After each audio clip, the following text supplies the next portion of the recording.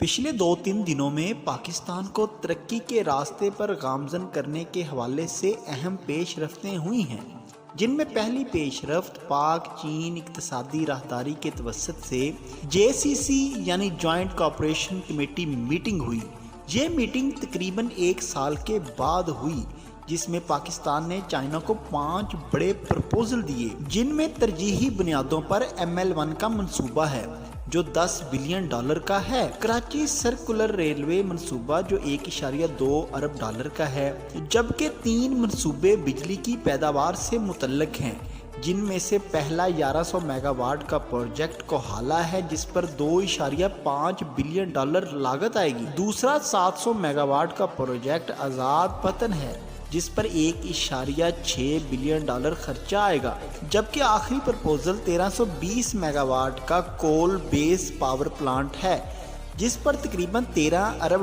لاگت آئے گی۔ ان پروجیکٹس میں سے ML1 اور کول بیس پاور پلانٹ کے منصوبے نون لیگ کے سابقہ دور میں چین کے ساتھ طے کیے گئے تھے،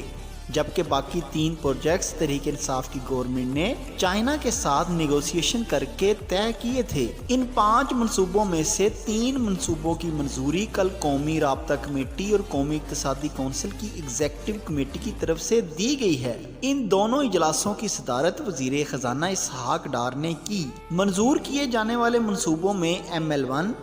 کراچی سرکولر ریلوے اور 48 میگا واٹ کا ضلع نیلم میں ایک ہائیڈرو پاور پروجیکٹ ہے، اور دوسری سب سے بڑی پیش رفت پنجاب گورنمنٹ کی طرف سے ہے۔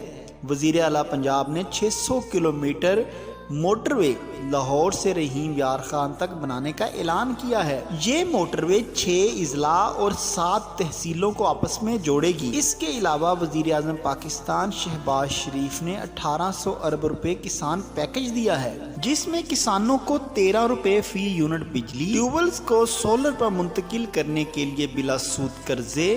نوجوانوں کو 150 ارب کے زرعی قرضے،